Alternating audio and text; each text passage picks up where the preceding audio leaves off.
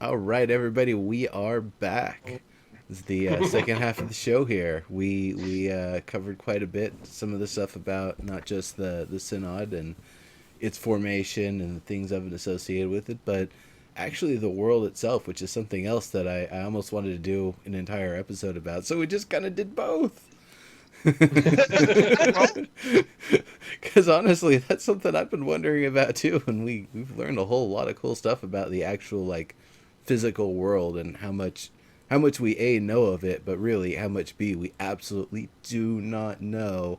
And you guys probably know a hell of a lot more, but there's probably a lot more that you guys don't even know yet still too, because you haven't really done the deep dive, and Exactly. sounds like that's going to be a few years out before that really starts coming through. Though the pen and paper might change that. Right, we can That's move true. a little quickly. We don't have to actually model it. I can Right. I can write a couple paragraphs describing it, And so, like, for example, we know the first piece of, like, the first pre-planned adventure that we're going to put out is called Beneath the Black Well, and that's a Gray Shore story. Yep. You know what I mean? Clearly, right? Clearly. But after that, we don't really have anything on the slate, and so we're like, well, why don't we add the archipelago? Because Sure. we already know a what's lot about there. it. You Yeah. know what I mean? Like, Yep, and exactly, and we have Anacotha, which I don't have on my current Greyshore map because at the scale I was drawing the map, it turns out that would make it ridiculously large. So yeah, I'm gonna you have to do Anacotha as its own map, Yeah, you which would is good need because double the paper. Yeah. its landmass, also will take up a full size sheet, and that's good for lore. It's good for us on the merchandising front, and it's good for you guys that like cool stuff to hang on your walls. So, so there's that. There's this archipelago. We have an idea about another smaller kind of islandy thing to the north and east a ways. It's not a whole archipelago. It's its own little tiny island. But there's that has to do with a people, a group. That's not a culture exactly. It's a culture, it is, but it's not a town or anything. It's more like It's recent. it's very recent. Exactly. It's a group that live on that rock. Yeah, that's a cool story too. And that's a cool, that's a cool story. So we have that. But yeah, we were going to do archipelago, and we can write this stuff fairly quickly once we get the core rules out.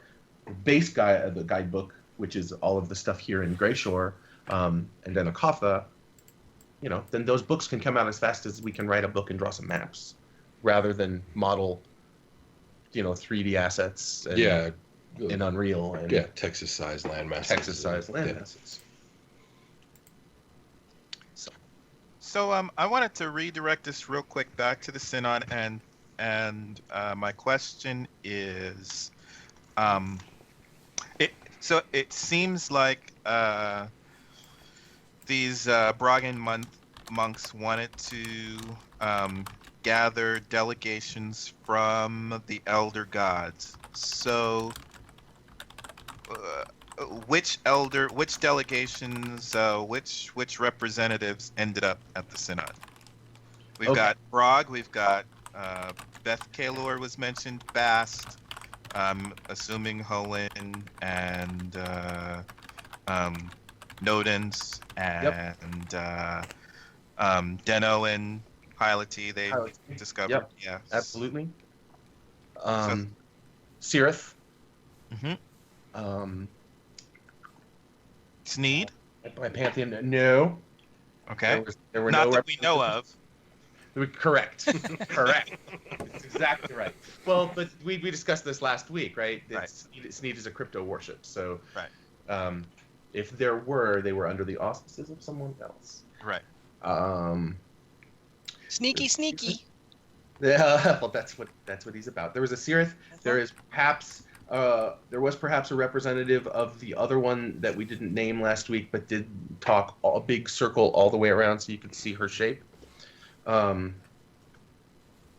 that didn't mention anime. I didn't mention anime, but she certainly anime. Yep. Though the person of the other lady that I'm speaking of probably was there absolutely by chance. I'm thinking of my pantheon there. There was a representative of. Have I spoken about Baroque? I don't think you have yet. No, Okay, no. well, they're representative of that guy, and that is a god of the natives of the Valyri area, and I don't think I've ever spoken about that god. But I would want to open up my Pantheon document so I could tell you actually the right stuff rather than just my sort of feeling about it. But that's a sort of masculine strength aspect god. Has to do with Yeah, bodily strength. Barak has been mentioned before, Sure. Okay, but so it's been a long time. representatives of that dude. Okay, You so would have the Pantheon doc to do any other the lesser elders. Yeah, and I right, don't know. so I don't know which one it said. I don't want to spoil it or anything. Eventually that's there's good going to enough. be a guide that has them all written in it. And Yeah, and no, that's good enough. I wanted to get a idea of the gods first, and then I want to refocus on the people. So, Right.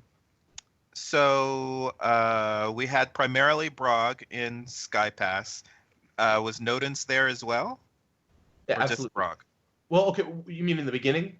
In the beginning. So you Very- have people this in was- Sky Pass, and we have I assume there's some kind of council that says, okay, we want to find these other representatives of the gods. We're going to send out expeditions. So the way that we had it described was that the abbey came first. There was, of course, people necessary to help build the abbey, and they did allow people that were not Brogine, as long as they were friends of theirs, buddies, to help them build the abbey itself, which meant that at the very start, they built the abbey, the walls, and a small kind of like town area where people that were not Brogine lived, and Right. some of them stayed there basically for the security of the place. Stayed Okay. because it was safe. So we And- had Nedensians and Animaists there to begin with, though at a much smaller proportion than Brogines. And were I want to say Sirith for some reason, although it might be Deno. Well, what kind of engineers might have? What would there be? Engineers worshiping somebody other than Brog, helping to build that? Certainly, Deno is a god of artifice. So I'm certain that they had people that had honed their skills doing stonework, stone totems, wood totems, similar sort of carvings, and they had some elements of that. Nodensians also work stone because it's an element. Any Brogine knowledge of craft is academic, but they do have academic knowledge of craft. They practice, but they practice what they've learned. Yeah. So we've got so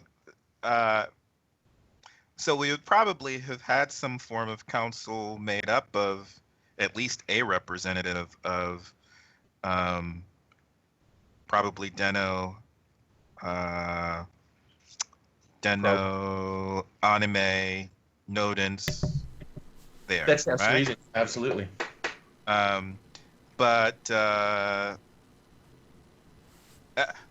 And so they would have primarily stayed in the area after they were done building the abbey. What? Yeah, some of them for sure, because just for the security of the place, because they recognized the reason why that place was being built, and having stayed there as long as they did to help build that, they would have had working quarters while they lived there, and they were already would bona probably fide, already so to just speak. Yeah. yeah, exactly. Well, and it took a while to build the abbey, right? Years. yeah, Yeah, Well, yeah, exactly. I mean, Yeah, besides- so I could see that. You just stay on. You've established a life there and everything. I Yeah, think I I can see it. might have marked down how many years it took. I know I've done that for the walls of Crown's Rock and certain things like Right. that. I mean, Getalon's taking 25 years, and it's It's almost done. it's almost They done. say like another 6 or 7 years, and that'll be. Yeah. So I Yeah. can imagine it took 25 years, 30 Some years. of the cathedrals in Europe took 1,300 years to build, so Exactly. 25 is doing well. I was thinking Okay. 100. Getalon's actually Um, not small either. No, Getalon's decent size, though it's not as large. Like it's not a full sized. It's more like a wealthy lord's castle than a Yeah, I was gonna say, or the Bailey and a Mon Bailey. yeah, But yeah, than exactly. something meant to withstand massive siege for the crown. So they head up north and they start gathering at some point some representatives of Bast and Beth Kalor. Moriketh? Uh, yeah, likely. Morcott. Morikot. Who else from up there? That's an elder god as well. So Yeah. there was probably a delegation from them, or at least one member. Uh-huh. I can also see someone as somebody representing Morcott, but posing as something else, depending on what their particular Mm-hmm. goal was at the time. They're you know. calling. Mhm. They're Yeah. calling, but a follower of an Avaut of Morcott would have been welcomed to the table. Mm-hmm. I can imagine that a devout of Hoenn that was not of the wandering variety so much as an academic would find the person at the table representative of Morcott to be almost a spiritual sort of not affront, but they would understand them as a stone in the river, because that's what Morcott kind of is to their perspective. Mm-hmm. Right. It's the opposite, right? Yeah, Pretty much. it's an opposing force. Right. Yeah. Okay. We've got some ideas about that myth too. So. Yeah. All right. So there's 3 or 4 gods represented from the north. Then they head south towards Falkirk. Is there something in between? I'm trying to think of what would be in between Sky Pass and Falkirk.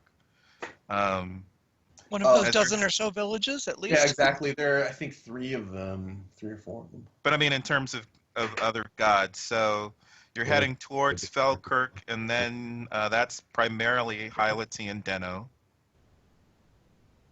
Right? Yes. Any other religions or gods that they're gathering from Falkirk? No, primarily Hylety and Deno. I would Okay. have to pop open the Pantheon and go look for any other would be a smaller thing, a lesser. Yeah, one of the lesser elders, and there are a Right. few. And there are a handful of lessers I wrote in there. And then they're continuing around. They head into Tide's End.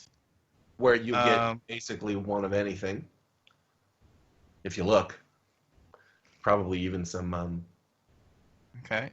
that notice the what they would call the Trinity of the Sea, which is actually Great Old Ones.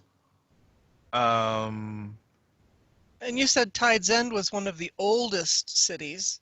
So Yeah. did it It's been a- arise and become like, recovered land and building a city and community and stuff about the same time that the Abbey was being built? Or is this a Probably kind of in consecutive probably- order thing? Tide's End probably has always had some people living in and around it.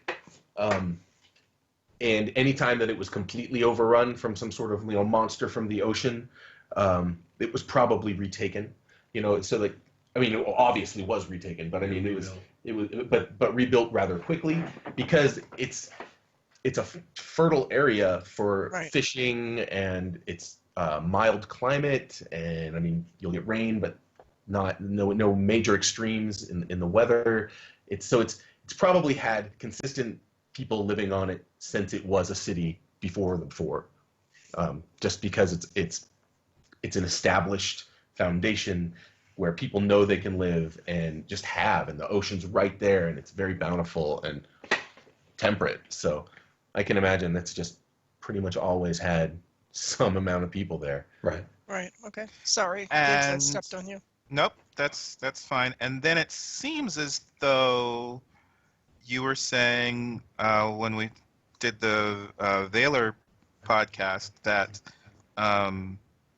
there was some impediment there. So nobody from Valor at the Synod because they couldn't get through that far. Valor wasn't built yet. Yeah, I was gonna say. But there were people there. Oh, sure. What about followers of Brock? Yeah, I think there actually were followers of Barak, etc. They were picked up, I'm assuming, from the lands around Tide's End. I don't know that anybody traveled out to The peninsula. the peninsula out there, Right. the grasslands where Valor is now, but those people knew about Tide's End and probably did some amount of trade. So there would be someone there. In fact, I think that as far as capitals of civilization went, you would have Fall Creek, which was in the woods and sort of kept to itself. I even really enjoy the idea of a thorny wall. I mean, it's been lifted from 4 different myths and 3 modern fantasy tales, but it's a cool idea, and I could absolutely see Hylety doing it. Right. You know, so they were kind of secluded and on their own, making Tide's End basically the center of population for Greyshore since, you know, whenever. Yeah. Time immemorial. The last, right. the last great city to fall. Yeah, exactly. Also, there was a major event in Greyshore, Anacotha, etc. that was, I don't even know, many thousands of years past. That More than 1,500. Oh, certainly. Way in the back of the day, that probably altered significantly where the centers of population were. And I think Tide's End was the most collected after that, and from then hence that campaign I was talking about earlier might tell you a little bit about that story if you poke in the right directions. Correct. So with the folks from Fall Creek, they, you know, it's not just the gods that you would see in, you know, Synod literature, but, you know, they have their own gods. Would they have been recognized at the Synod, you know, being representatives of those gods, or are those some of the ones that have been like, well, it kind of sounds like you're actually following this god and just, you know, different forms, or, you know, different aspects of them. So we're actually just going to group that in with those other gods instead, and we'll still let you, you know, hang out and have a say. But, you know, is that kind of how things happen? Yeah, How they long would have. did that argument take? Yeah, they probably they would have let any Felkirk who worshipped a Felkirk god or an aspect of a Felkirk god that they were like, that's Hylety, that's Deno, or that's one of those how did we put it, animist forces that are associated with them. One of the they're kind of like Kodama in a way, but they're not Kodama, but they are the helpers of Hylety and Deno. So yeah, they would have put them in the bucket with the straight up, I'm a Deno guy, I'm a Hylety guy. Yeah. They would have said, okay, these are you are in the Felkirk delegation. You speak that language, you're with those people. Gotcha. Did they organize for the meeting? Pardon for just asking a question, but Sure. did they organize for the meeting around faith or around their home communities? So, like, for example, in the American Revolution, you might have 2 delegates from, you know, Connecticut. Sure. Right? And I don't know if that Connecticut existed at the time. That's not the point. Anyway. From some colony. Right. So, you know, and you might have one guy that believes A and another delegate that believes B. Right. Right. But they were in the delegate because they were from the same neighborhood. Right. Would they erupt into argument at the table, one to the other? Of course. Yes. Well, what I'm asking is, because was it the Fell Creek delegation or was it the Hylety delegation, or that's what I'm asking. It was more the Hylety delegation, Hylety and Deno, etc. It wasn't, and the one group from Fall Creek, it was, hey guys, who's gonna come suss this out? Clearly you, because you're the story keeper. Clearly you, because you were the leader of this family, you know, and. But yeah, because the gathering was more about gathering representatives of the elder gods, not necessarily trying to gather representatives of specific areas, is what I. Correct. That's absolutely true. Yeah. So you might have representatives of Hylety there from across town that both, like, one's like, and then thus I say we use the rose, and the other's like, it's not the rose, it's the thorn. And now you got however long those two. Okay, so I just want to clarify the intent. Once they went out and started gathering for the synod, the intent was to gather religions rather than people to establish trade, or, I mean, it sounds like the intent was actually religious. It was the representatives of the originals, of the elders, the elder gods, the proper gods of this place. All right. Mm-hmm. Which is why they allowed Beth Kalor in there, whereas we sitting around here. I mean, hey, you want murder bro to hang out? Yep. Yeah, maybe not. Right, and the same with but murder bro but- has a claim. Okay, fair. yeah, and if you're trying to establish trade, I don't think that you would want the hand of hindrance to necessarily be there because he's probably they're gonna just going to your hinder trade. everything, right? So if you follow the hand of hindrance, you will say, hey, I actually represent a necessary force, Yeah. or I'm part of the, you feel that, you worship this thing because you feel that that's right for whatever reason. So you'll be like, I have a claim. This is the elder god, and by the way, a bunch of us live here in this place that you're going to be doing trade with, so we need to set up how we can get along, because not every follower of Morakot decides that everything needs to burn or be destroyed. That may not be how they express that. And in fact, the greater majority of them, I would say, don't express that openly, because if you're the kind of guy that's like, hey, my way of life is just to screw with all of you, eventually people are going to chase you out of town. Or tavern with a troll face. With a Mr. troll face. Popularity. No, I do everything for the lulz. Not like the party anymore, But they had a claim because Morakot is an elder god, and the point wasn't to pick and choose the best of the elders. The point was to consolidate the elders for the purpose of driving out the great old ones and the outer gods. And so did they needed to drive them out because they were still around, or they were gathering them to prevent them from returning? They recognize that there are some that are still around, but they are at a point of weakness. So now is the time to take back Theleston from these encroaching forces. Rebuild, gain strength, and kill swell Kaiju. and see what happens, right? Because maybe in your gaining strength, all out of strength. you find a place where, hey, I can destroy. Oops. Your mic cut out, you guys.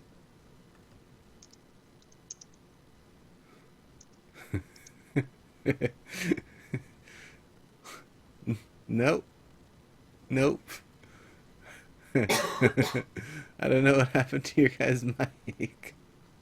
Well, we did say 2 hours, and it's right at 2 hours. So that must have been.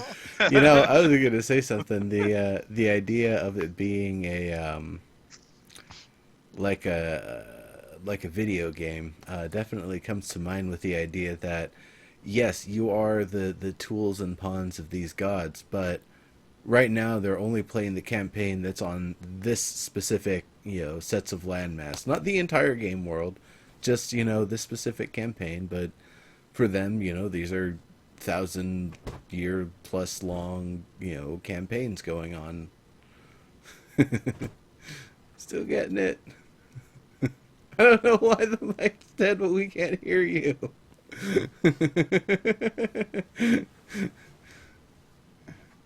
Plug and unplug the mic? Yeah, might be Can you hear? Yeah, wait, Yes. we heard you for a Okay. second.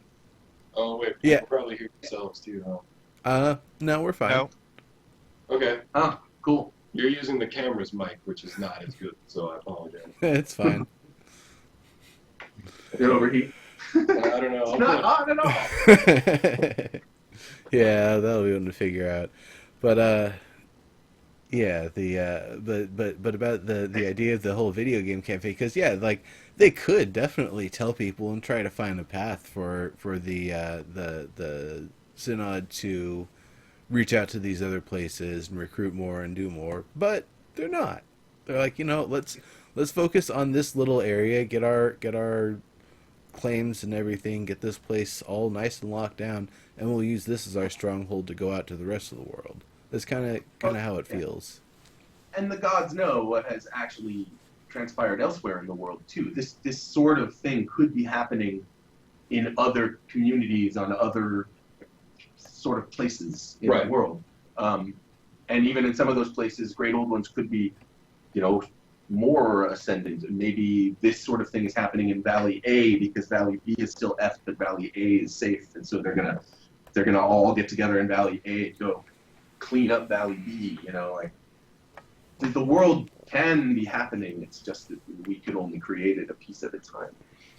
And so I guess I've typically been thinking of the followers of Brog as leaving Sky Pass and gathering these people. But it sounds from what you're saying today that it may be that that the Falkirk and the people of Tide's End were prepared for their arrival. Like they're receiving portents from their god saying, Right. "Hey, you know, we're going to gather as a group, or it would behoove us to gather as a group." It just happens to be that the Broggians were the one who were instigating the trip. Well, and they had the safest place to hide for the talk. Like, No. But I mean, in terms of going out and gathering the group, because the way it seemed before is that it was these Broggian monks who were taking the initiative to go out and find people. And they were like, "Hey, this is," and I think Snipe always presents it as them showing up and saying, "Hey, this is what you're doing. Are you on board?" And them saying, "Oh, okay, I guess since you showed up." But it sounds from what you're saying today that it's likely that even though these other groups didn't necessarily go out searching for people, and the way you have spun it before as well, these people had the maps, so they're the reasons that they went out and searched for people. But fair. it seems like it's likely that the followers of these other gods, because it wasn't just Brog who was saying, "Let's gather these people," it was possibly all of the gods saying, "We would like our people to group together. When these people show up, it would behoove you to join them. We would like you to do this." Right. I would even say that maybe one of the signs was a guy from Fall Creek, for whatever reason, found a break in the wall, or found his way to the foot of the mountain and was like, "Whoa, I'm farther than I've ever been," and followed the road or followed a sign and found his way to the gates of Sky Pass and knocked on the door. And I wonder They too said, "Oh, what dude, the you didn't die. Maybe the road was open at least this time, or Right. we haven't seen someone of your people in ages, Right. and then they went and found the one guy or the handful of people who had been studying the language and are like, dude, can you talk to this guy?" And this guy had dialect 100 years separated from what they had studied, but they're like, "We can piece it together. We know where you came from." And it also makes me wonder what the Also a cool story. skyscape. It makes me wonder what the skyscape looked like in terms of the constellations of the elder gods and how they were grouped. Yeah, it had near to be each other. Yeah, absolutely. And that might even be what led someone to, come on, led by the star. Mm-hmm. That's old school. Right. That's what I'm saying. You look up at the stars and you see, wow, in my lifetime, I've never seen the constellations of all these gods in such close proximity. What does that mean? And oops, look, there's these representatives of these gods that we haven't seen in our lifetime showing up. So yeah, I mean, if it's something the gods wanted to do, I'd imagine they would do it as like a vision they give to a bunch of representatives they want to start to make the trek to Sky Pass, to even know about what it is and where it might be, and there might be a lot of guidance and a lot of help along the way, but it's like they pick the most capable people to get there and represent or whatever. So it could have been not just the people knowing directly that they've, or not knowing directly, rather, that they've been guided from point A to point B, but actually have it like told to them in a dream very clearly, like, "Hey, you need to go here, like we'll protect you along the way and everything," but like this this is a job that must be done, and you're the one we're assigning it to. So enjoy your responsibility. Right, and I guess that's what I've not been hearing again in the way this has been spun previously. Previously, I keep hearing it as the people of Brog are initiating all of this, and it's because the people from Brog decided that they wanted this to happen. And I haven't, and they have the maps and they have the written history, so that's how they know about these people. And I guess I haven't heard enough of, I haven't heard enough empowerment from these other cultures where perhaps this particular culture heads towards Sky Pass because the constellations are directing them. They aren't relying on maps to do that. They're following the stars. Seems That kind of completely thing. reasonable given the lore. Yeah. I think that absolutely happened. And that's, again, I've been thinking about this particular subject for about 2 weeks, 3 weeks. I mean, focused because of these last couple, like the fireside and this. Yep. We're both very focused on this sort of piece of what was going on. So I've been kind of trying to get to all the layers and seeing the pieces of which, that I hadn't expressed yet. And so, I don't know, I'm focused on that. Hyper focused. But yeah, so I think that all of that happened. Certainly somebody, one of them was following his stars and they led him there. And someone else, maybe the music. And what does that mean? And Verne's got a story about that. Yeah, I mean, It's not about the Synod specifically, it's about following the music, but it's about peoples that follow music. It's pretty cool. Very cool. I really do like the idea that the forest around Fall Creek was thickened during Make the war. it happen. Yep. That's bad. And I did. All right, That's a badass thing. Make it happen. Did I not? Is it not happening? When you think of Fall Creek, do you not now think of the Thorn Wall? Yeah. There. Well, something else that I think about is, people trying to get to Sky Pass that they potentially, just died along the way, or they died doing whatever they're doing. They just end up like outside the gates of this place, like, hey, what's this here? And find their way into it.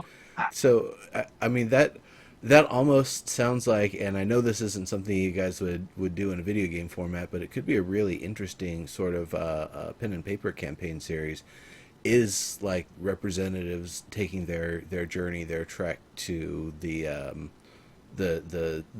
first meeting of the Synod and how they actually got there and that sort of stuff.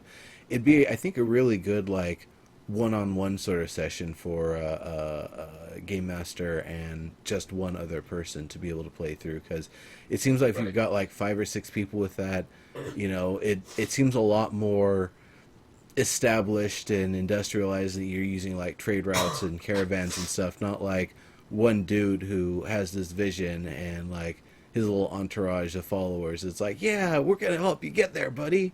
Maybe 1 or 2 of them that was the case with. That doesn't sound like that's what was going on here, especially like you were saying with the guy that just kind of followed the road out of Fall Creek and found his way there. That definitely sounds more like a one-on-one adventure campaign. Right, absolutely. That's why I was saying, actually, when I did that when I said that dude, I was like, that's a story. That's a cool story. Yeah, there's Take cool note stuff. of that one. There's cool stuff to find on the way. And it's very adventuresome because there is no established trade route at that time, and he doesn't have a bunch of buddies. It's just him and his bow and arrow, and his pack, his day pack, and what you got, where you going, find your way into this unfamiliar territory. Yeah, and so how it's different for the different gods. You have one who happens to find his way through the thorn thickets open up. The guy from Hoenn, the follower of Hoenn, nobody even is thinking about that. He just happens to show up because Right. that. But it could be a similar thing with followers of anime. Like it could be that a mortality gate finally opens up and nearby, and Yeah. well, I was dead, Right. but So it plops I don't out. know, why am I here? Yeah. That's great. I like that one. They would be cold. They would run to the nearest warm place and knock on the door. Well, didn't you That's say that always there's the a case. Didn't you say there's always a mortality gate at Sky Pass anyway? There is. Yep, I did. I did. That Was that true Yeah. at that point? Probably not. Yeah, that depends on at what point on the timeline they held and established that gate. Right. But perhaps it opened the first time Yeah. when anime was like, okay, one of you needs to go here. Yeah. Well, you know, that's the That'd thing be a that cool almost story, seems it almost seems contradictory because you're saying the ley lines go around it, but this is one very strong thing that specifically goes through it. Well, the More mortality to it. Correct. I was gonna say Anima's realm is not ley powered. Ah, it's true. Yeah, the ley lines run through every realm, but Yeah. it's not. They're not. What's the word I'm looking for? They're not tightly coupled. Yeah, it's not a node. It's not a. Right. There's not a node there. But I mean, if that mortality gate came close enough to the gates Right. where that's what I was somebody saying. would recognize construction, Sure. they it could could've say, been- "What even is been this?" Yeah. Yeah. It could have been inside Well- and then the people building the abbey could have gone, whoa, we know what that is. Build a room around that. Yeah. You know, it's gonna come and go. And then maybe Like even, Homewood said, if you show up there, you're gonna be wanting to find some form of shelter quickly. Yeah. Right. especially if immediately. you pop out naked. You can't lock it down until you have redundancies. Correct. So people don't even get their No.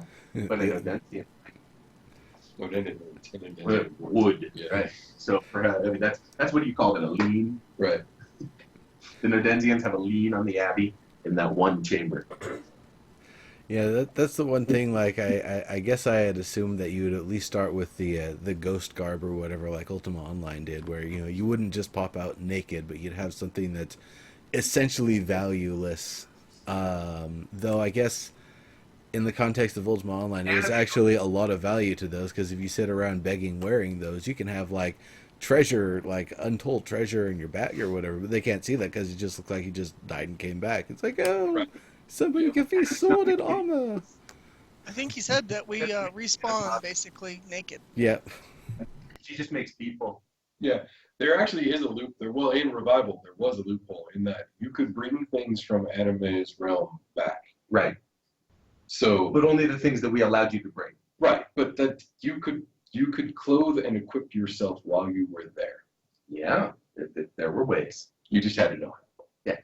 We also Yeah, thought but there that's would good be to know. merchants at every fixed gate Yeah, or 'cause any it's a place business, where a right? gate was likely to pop up and they knew it, like, regularly had a gate there. You would have merchants and they would be doing things like selling food and clothing because you're going to pop out naked and be like, That's right. Well, hey, it's robe. it seems like selling would also be a loose term. It would be making people sign an agreement that they will, later pay back or otherwise, or provide some debt of service. Right. Because there's no money. Witness contracts. But yeah, that's the thing that I'm more interested to hear about is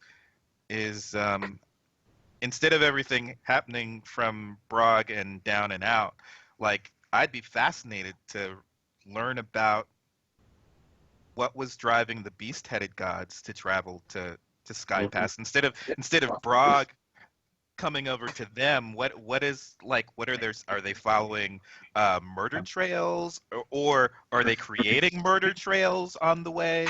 Are they following scents instead of music, instead of hearing it? Are they following smell? That's what's fascinating to me, is how the ways to get there are different to the different cultures than it all stemming seemingly from one. Yeah, I understand that. Yeah. Stories. Those are all good stories. Hell yes. And I assume I'm not really sure about. I mean, you got stars, and you have music, and you have inspirations, and we were shying away from, just a anthropomorphic manifestation going do this thing. Right. That's It's not really how it works. it's not really how the gods would work, right? They don't think of us that individually. Yeah, but it's an interesting question because I don't see how a follower of like Set gets there. Set. Have we mentioned Set? Only once. What happened there? Yeah, Set was among the gods for Anakatha. Yeah, he said it's snake face. Yeah, the thing about the animal-headed gods is that they were part of that conflict, and yes, they were at the Synod. And how did they get there? Yeah, they had a stake in the game. That's not what I'm saying. I'm saying, what inspires me to go to Sky Pass? Right. What? What did he? Yeah, and especially if you think that from the Brog perspective, the followers of Brog might have known that they were there and chosen not to invite some of them, but some of them showed up anyway. Right. Yeah, that's possible. And they would let them in if they had record and they were elder. They would let. I would imagine in the case of like Set specifically, that's how that happened. Yeah, for certain. But that fast, etc., isn't particularly thought of as not someone you want around. Yeah, not onerous in any way, really. Right. Whereas followers of Set may or may not be poisoners or murderers for their cause. I'm not saying that Kalor style wanton murderers, but perhaps they are snake-like and operate behind the scenes. Calculating in their fervor. In their fervor, correct. So I can imagine that they had, again, a sign from their god. Perhaps they do readings, divination readings. I know that I had mentioned before there were people in Anakatha that threw stones, did divination stones. Yep. I just hadn't written up the stones yet because I'm focused on cards. And so, they could have been throwing their stones and reading those and followed that impetus until they were like, oh, we're to be going up there then. And so they go up there and they show up in the robes, right? The whole set of them. Set. I also kind of think about, like, from Anakatha, like, it's not the nice place it used to be. A lot of the better places have gotten destroyed. It doesn't seem like, it's a wholly great place to live. There's definitely some good spots, but I would imagine some people, it's just, they had planned a mass exodus, not knowing that it coincided with these events. They ended up somewhere, near Sky Pass, and, some folks show up there. It's like, oh, hey, you're representatives of this god? Great. Well, come on in. We got some business going. You need to talk to you. Right. And there was a mass exodus from the Anakothan continent during the Dark Times. That was part of how that all fell out. Right. Part of the story of that is the outstanding majority of those people left for better places. For that's kind of old news by the Synod, though. By the time, yes. That's already like 380 some odd years back, right? Yeah, it's way back. So then it would have been potentially followers from those gods of that area that came over from that exodus and still preserved their culture. Yeah. Okay, that makes sense. Yeah, and I'm sure there are villages of Bastet worshippers and villages of, and I forgot Set worshippers out there somewhere. I forgot the rune mechanic was directional. Yeah. Like, you would totally use them to go somewhere. But, yeah, amongst other things. Yeah, but yeah, crazy. there was a whole directional thing with the runes. I totally forgot about that. So, it's very possible that they followed that. Yeah. So we had a question earlier. Snipe, you asked the question, where is the primary base of operation for the Nodensian faith? Is there a grand cathedral, a papal palace, etc.? It's on Crown's Rock, and the reason that it's that one and not where it previously was is a whole story that hasn't been released about the fall of the previous cathedral. I was trolling.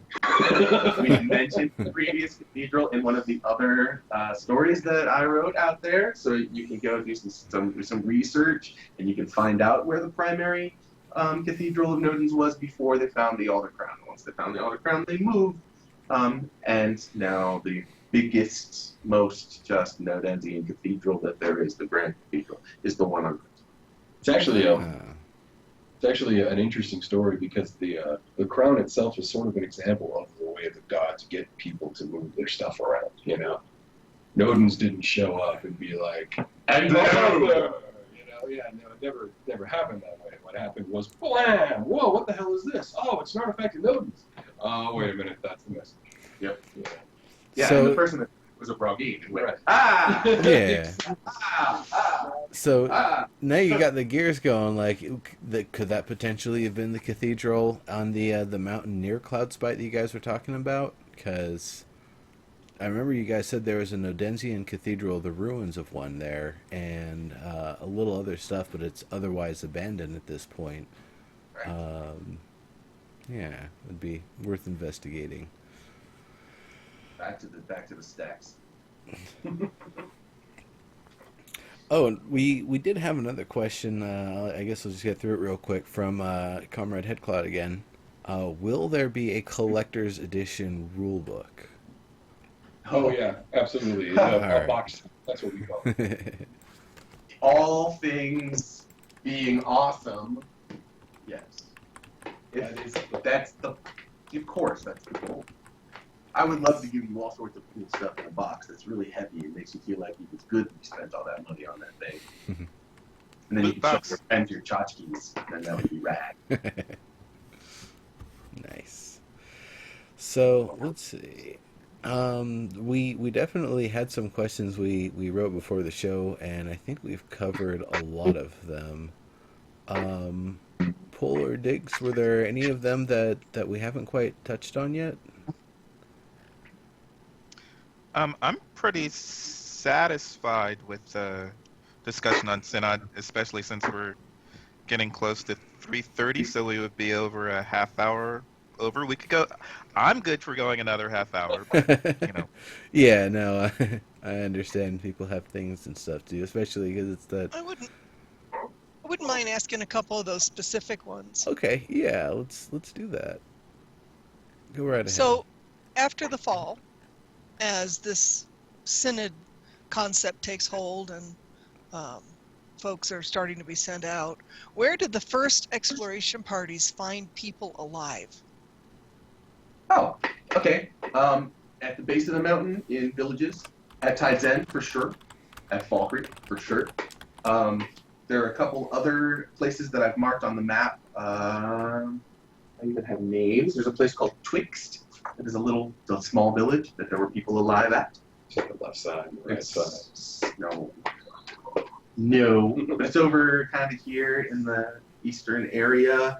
There was a fishing village, and then there were people in Anakatha at various oases as well as at Kongarai, and in that sort of bayou community right at sort of where the mountains in Anakatha split the continent. There's a bayou at the bottom there, right before you go into Kalajan. Nobody goes into Kalajan and comes back. So Yeah, I was actually going to point out the more interesting question is where did they not find people who were still alive? well, so amazingly, Kalajan looks like it's the best place on the Anakothan continent to live because there's a lot of water. There's a big, like a colossal inland sea, fresh water. Yeah. It's a grasslands with rich grass. It's just that people that go there don't come back. Colonies that go there Uh-huh. end up going. Okay. There are Going a few away places and like that in British Virginia. There are a few places like that. But So, the most field place, the most people just don't go there, is Kalajan. Because people so do people know that it's like that, or well, they can because the see, people don't come back? So, they can stand right at the edge of the grasslands and go and low. That's Kalajan. I am going no farther than here. Yeah, the locals know. and what about again other modes of travel? Can other people Go by can people planeswalk there, but not those that will those return that, if they? if there are people that go there at all regularly, they're not telling. And those that have been, in general, disappear. Yeah, no, I was just wondering if you could That's see it from interesting. another dimension Yeah, and survive, but not. Plane, it would depend on the plane. Right.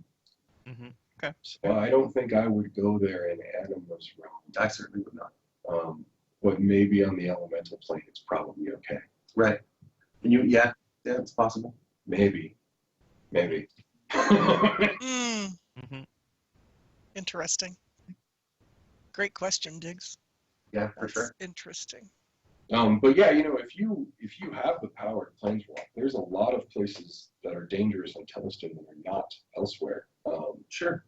And even through straight observation, there's a ton of history to be learned. That said, not everything crosses planes, so it really depends on what you're looking for. For example, there are some planes where there's no ocean. Correct. That makes things super problematic. Well, especially in an MMO, huh? Yep. Good for my list of other Mm. villages. So like there's a peak called Irel's Peak, and somewhere near that peak on that mountain is a ruin called Irel's Keep. Everybody knows all this, but they don't know who Irel was. Yeah. Or it keeps ruin. But that story's all kind of buried in itself. Yeah. They just know that's Irel's Peak. And why is that Irel's Peak? Well, there's a ruin. Buried stories. There's that mine with the thingy in it. I'm being deliberately vague. I apologize. Northern Coast, yeah. Northern Coast. Salt mine. Yeah. Yeah. That's an interesting place. It is an interesting place. I don't think they found people living there. Yeah, I don't think they did either, but they probably found evidence that people did. Clearly, somebody made that. Yeah.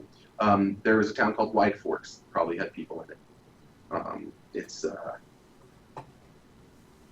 west of Tide's End. Just because it's a large, it's where the river divides. Right. So it's a big open delta of the river. I mean, not a delta. That's the wrong idea. West is the But size of the ruined lighthouse too, right? Or is that on the other side? South, east So the fixed lighthouse is on the northwest. Got it. Okay. I get the two mixed up all the time. So yeah, there were people at those places as well. I guess That's I just really realized. I just realized what we haven't answered is these people came to the Synod and they agreed to something. What was the agreement? Oh, It's a good question. they agreed on the names of the days of the week as they shall be recorded on this calendar. They all agreed to foster a sense of trade and goodwill between the centers of population that these people all came from, and Yeah. all kind of agreed that their common issue is one of infiltration from outside, and that they were the representatives of the world. They had the little "We Are the World" talk, and thus decided to focus on making that the goal, driving out the great old ones and the forces of the outer gods. Right. And also, just kind of to sync up on what day it was, because they all had different reckonings before that, and so in order to foster trade, essentially, they established the calendar. That's probably the most mechanical thing they established. Yeah. Was the calendar. A few other things came out of it that I don't know that you want to necessarily call agreements, but there's like a creative cooperation kind of. So a sort of populist peace springs out of it, not an official pax or anything like that at all. But the idea that, whatever petty crap our communities may care about, the reality is that's not important. We need to focus on this thing. So instead, we need to help each other because we're working to fixing those problems with the outers and the old ones. Right. So was there a focus? What was the first area of focus? Like, was there an outer god that they had to close off a gateway to? Was there a faction of followers of a great old one that they had to root out and get rid of? So they got these people together, I guess, because the followers of Brog could not get this one place taken care of by themselves, and so they were like, okay, we're together now, we're going to go after this because it's causing us problems. I don't know. Maybe there was, especially if it's an outer god, I can see how that could be like, maybe the seasons are still off shift somehow, so they need to, I don't know, bring this season back into whack. What was the thing that they had to? You were going to say something. I was going to say there is a problem so prevalent that it's still a problem even in the year 685. Right? It's Hydra and the Hydra cults.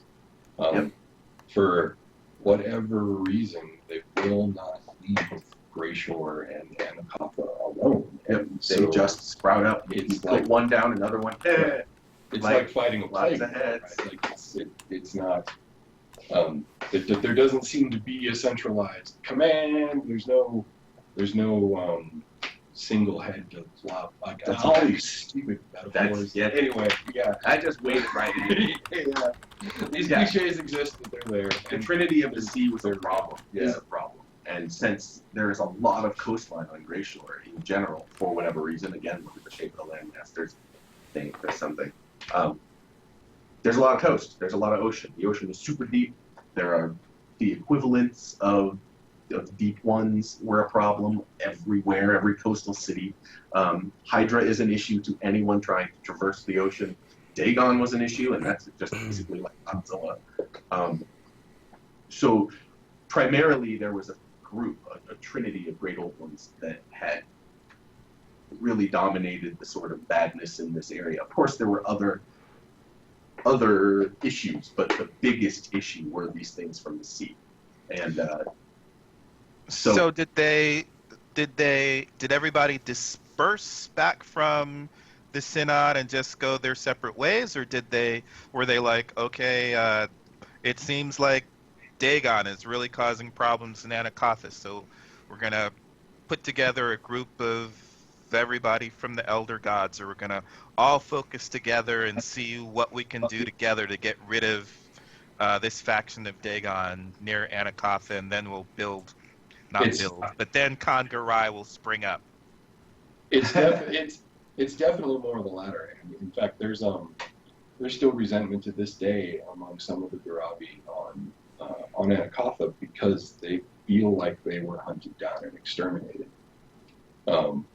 When from the perspective of the folks who signed the Synod, what happened was they put together a cult-breaking corps and they sent them to the Gorai Plains where they knew they were, and they beat on them until they weren't. Yep. Okay. Well, there were. So, for those of you keeping notes, there were specifically outer god cults on the Garabi Plain that the cult breakers were breaking. So, while they were smashing cults, and those were made of people of Garabi blood, they were smashing outer god cults. So, I'm talking about.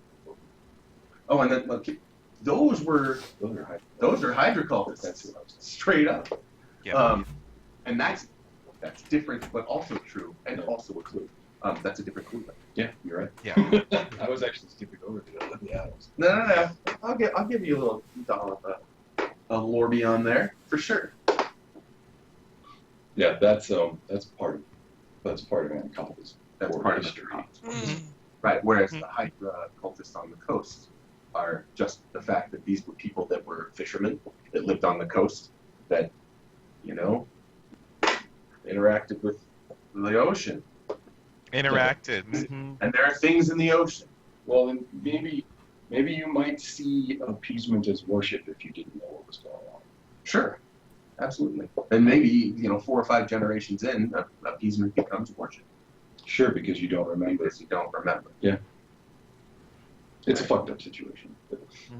But that's the whole point. Yeah. That's the story. That's why the story's there.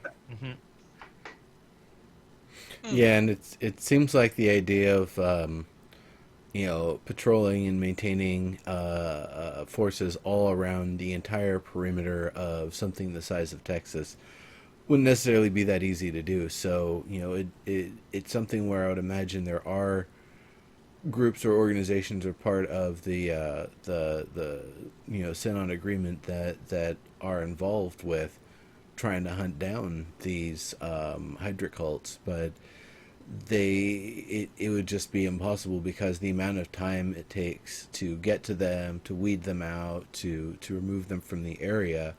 That yeah, there would definitely be other ones popping up. It could even be ones from that area that they've gone to. It's like shit, the gig's up. We got to go somewhere else. They get in their boats, go down the coast 20, 30 miles or whatever, and start back up. Start again. Absolutely. And One- some of the fruits of these interactions skip a generation. So That's exactly true. Absolutely. That could happen too. My, what big eyes you have. Indeed. Hmm. okay, keep going, Paul. You've got some other questions, I think. Oh, I think we answered. Oh, okay. Here's a straightforward one, I think. What did SkyPass hope or need to obtain from trade in those initial forays out? Primarily, I think they need food, because that's probably the hardest thing to produce there. Glass. And and glass. Well, the raw resources for glass. That's what I mean. Yeah. Because while you could get the heat up there, you can't get the silica. Right. So And you need the glasses. yeah, well, you need the glass to help make the food. Right. So I would imagine food primarily, animal textiles, because that's another thing that's very difficult to do way up in the mountains there. I mean, I guess they have some goats. Yeah. Not enough to eat. Yeah, I'm thinking food and fuel are the primary difficulties living up there. Okay. I think the rest of my questions were answered. What about Neuro's and Dig's questions? I think a lot of mine got covered. How it formed, how word spread to everyone who participated, and then the other one was about any specific cultures or gods that were rejected either at or before the meeting. Oh yeah, did anybody get kicked out? That's a good question. It's a good question. I have to remain quiet on that because I'm not sure. Okay. It had to have happened. Interesting. Or at least censored in some way, because there's a lot of There are winners and conflicting- losers in every and there are conflicting elements in these people's beliefs. It's just that they have such a powerful common enemy. But that point. And will that come apart later? That's actually why I think it's important to point out that the Synod isn't like a permanent organization or anything. It was happening because I can imagine a nation that- didn't spin out of it. Right, exactly. I can imagine that 600 years later, there's still plenty of people that just aren't into the followers of Beth Valor for any reason, or even more caught. Sure, you're the hindrance. Yeah, great. You're the force that keeps us all struggling. Yeah, way to go, asshole. Right. Get out of here before you sour my milk. That kind of thing. right, and then there's other. Especially as peace grows and you have more prosperity, now you have more things to complain about. Yeah, I think it's easy to lose sight of the goal of the Synod once you start actually rebuilding. Right. And these were things I expected to come out of player interactions. The rise of Dunwich and Innsmouth is a really good example of that. There's no good reason for that. No, except that That's they had not- the idea, they spun it up, and they got That's it. not really Synodan, but in the spirit of cooperation and that populist peace I was talking about, the opportunity arose and somebody took And it. somebody took it. But that's not necessarily better for everybody. It's not necessarily better. Yeah. Yeah, and it's only by the grace of the storytellers that they haven't done something horrible That anybody knows about. that we've written about. Right. Exactly. and they're too big for purity. Too big not to fail. Yep. Fair cop. And there's other possibilities like some of the just major followers of the gods, like maybe Morcott's followers only stay for a little while and then leave because they have some agenda that gets answered and they're done. They don't care about the other stuff. Maybe they don't care about trade. Maybe there was something else that they were interested in and that got settled, so they left early, relatively early. But there could also be things like different sects. I've got that one where a specific sect doesn't allow women, so maybe they see women. Maybe there was a specific sect that saw that women were treated equally, and they were like, "No, we're not staying for that." Yeah. You're gonna let women speak? No, we're gone. And now they were considered rogue by the mainstream. Right. Yeah. Yeah, So- absolutely. I actually liked that one. I thought that was a pretty cool piece of Chronicles.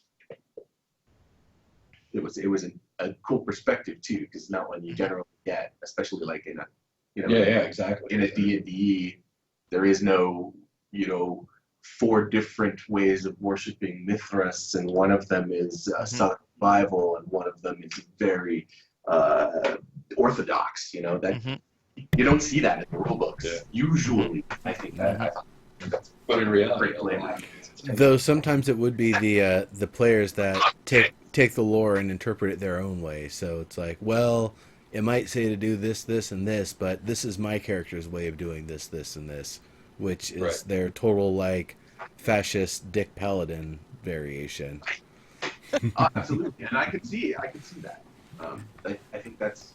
I thought that was just Paladin, but I'm used to playing rogues, so Yeah, well, that's what makes something cooler as a role-playing game than as a mechanical, clickfest or not going to call anyone out this time. Mm-hmm. But there are games where you must play conventional MMO. Correct. Maybe some that are set the standard, perhaps, where you have to your character behaves a certain way because you chose X race, X class, and now my world view is calcified, is set and frozen. That's the cool of a role-playing game, and something we were trying to capture with our Meow, and especially with not orienting our dots in such a way that it's like, this is exactly what you do, but more like, these are the guidelines, and we'll let you stray because that's wherein the flavor is. That's the marbling in the meat. Yeah, that's the good part of the story. The cool piece of our combat system is that it wasn't this is good or this is bad. It's this is good to this god.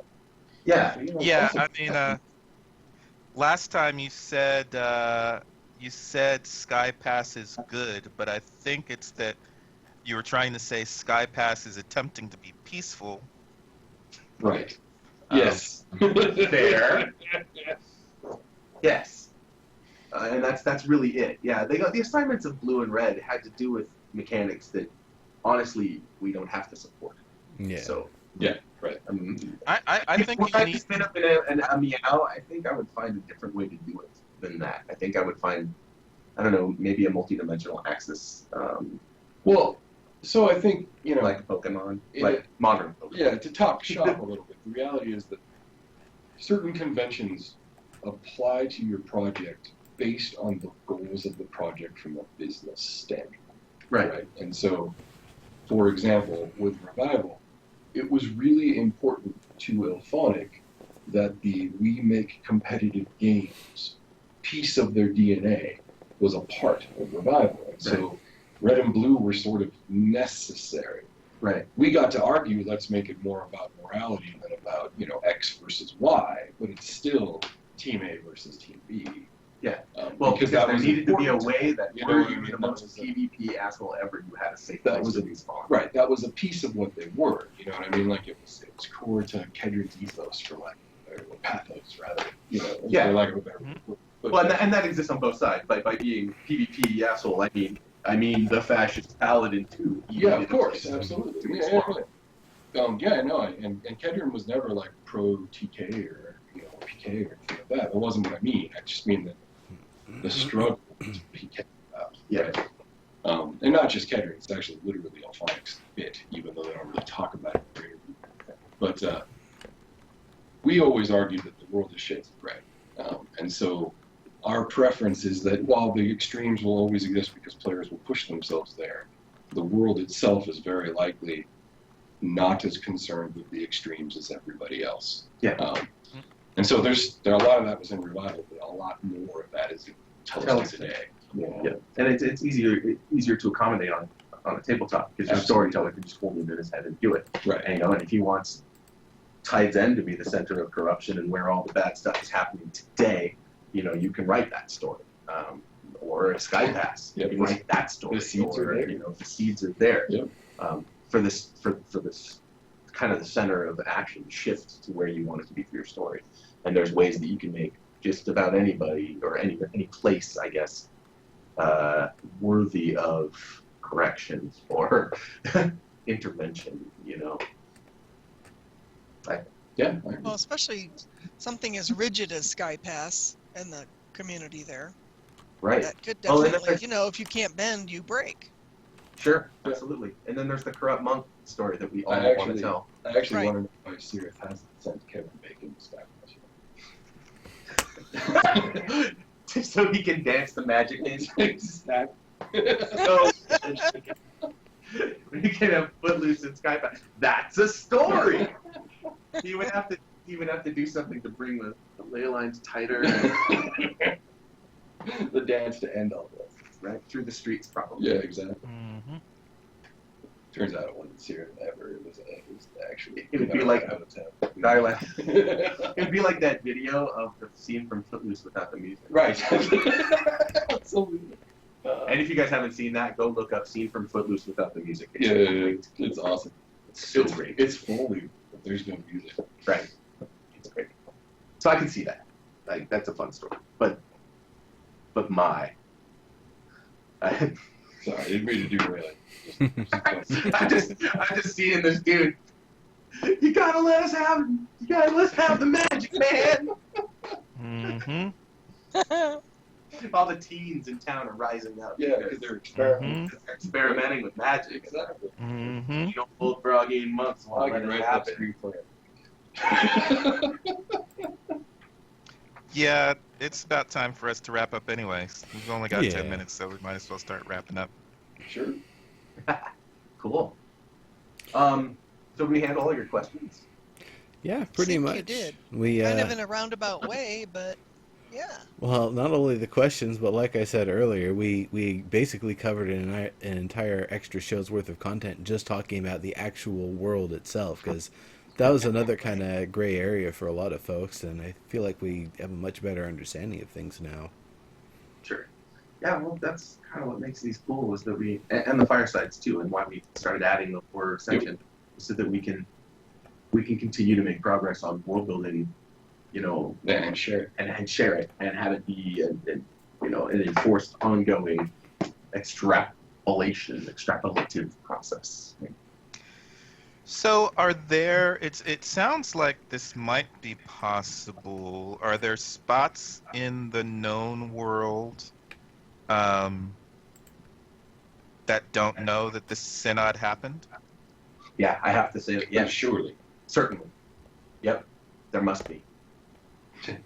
Wow. There are places in the world where the gods don't talk to the people there.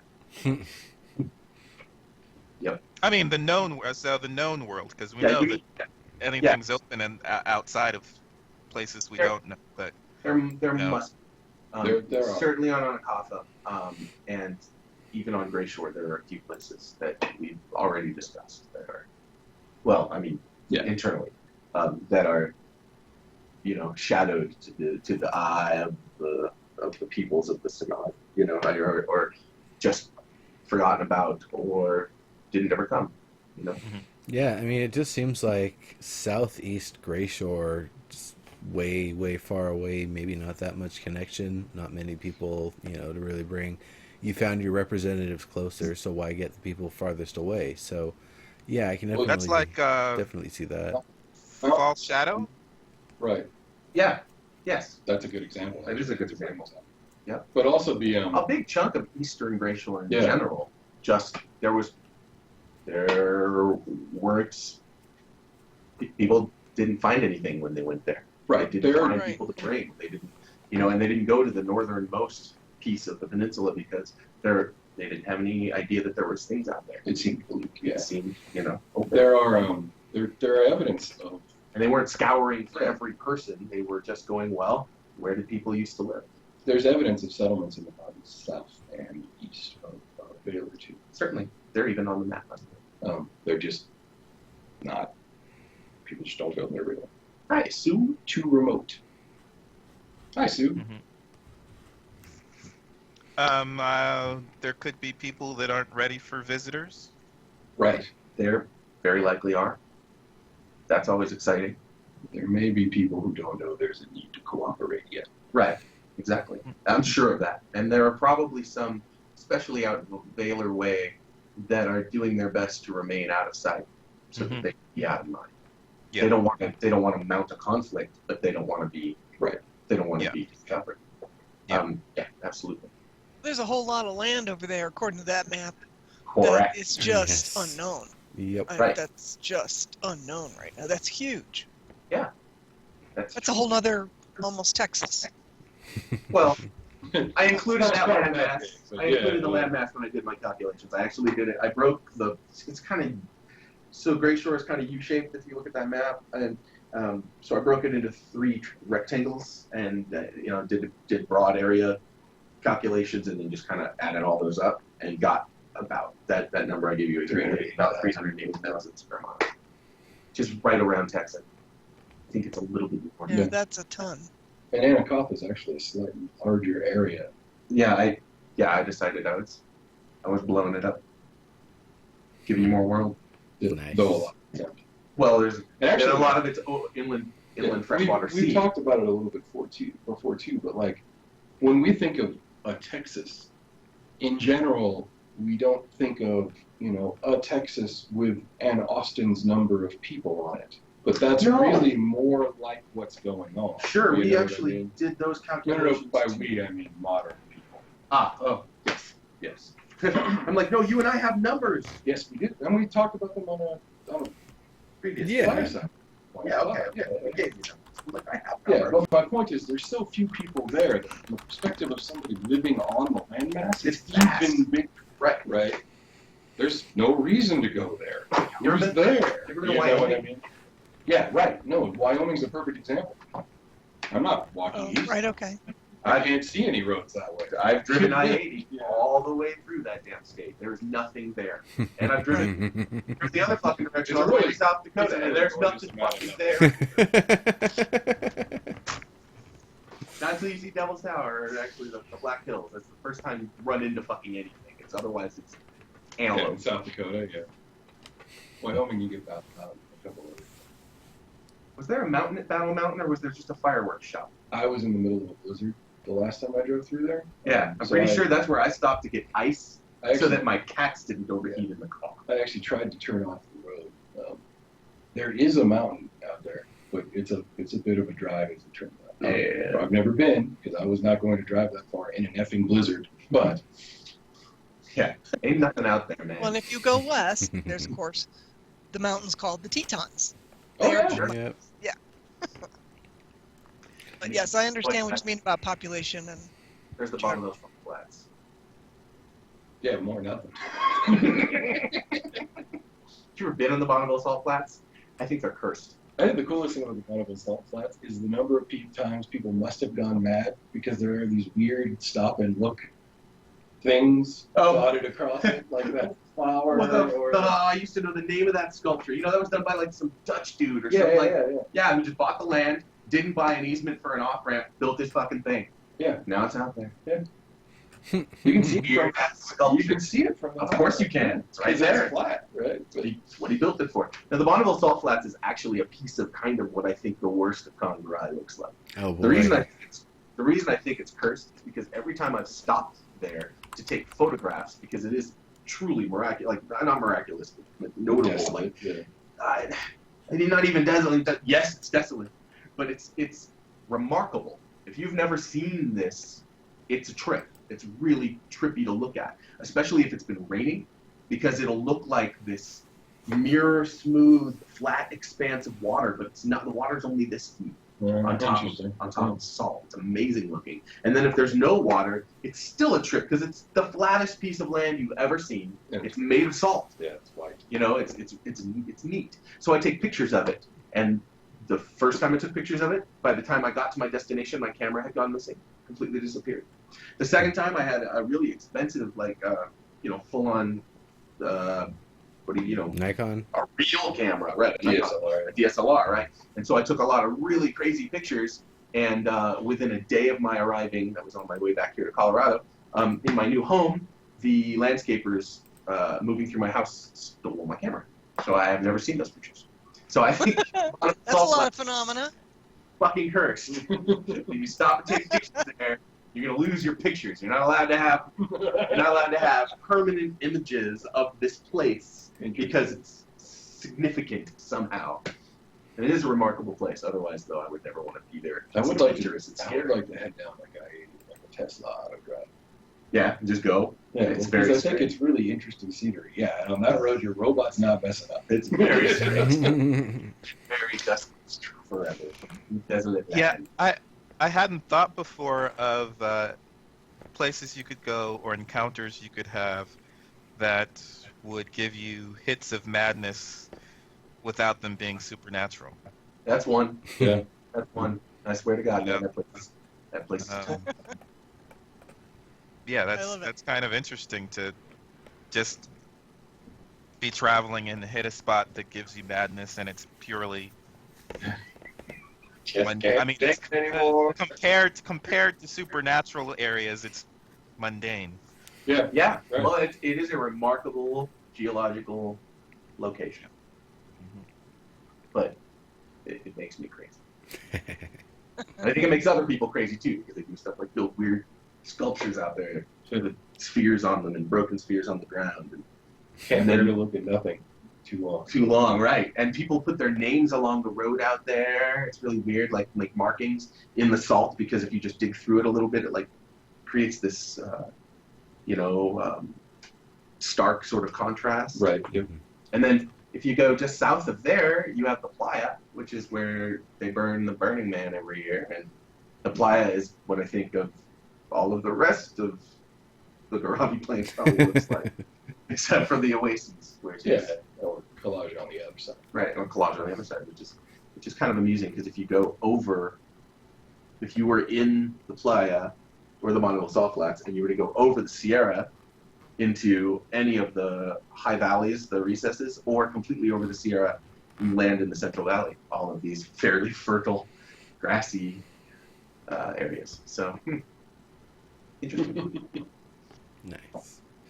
Parallel. Thank you guys so much for Yeah. coming on and extending the show by an extra hour. Yeah. It's been awesome. An extra 2 hours. Thank you. True. Yeah. I like your show. It's a Oh, highlight yeah. of my every I'm a other fan. week. I'm a fan. This has just been great. Yeah. Cool. Thank you. Really, really appreciate it. And Once we get yeah, our rules going, we can punctuate every other with actually a live session, which will give you even more stuff to talk about. hell yeah. For sure, for sure. Well, till Tuesday, people aren't gonna get to see you folks again, and then Tuesday got the next fireside. Excited for that one. I will see you folks all there, and Yeah. thanks again. Adios, folks. Yeah.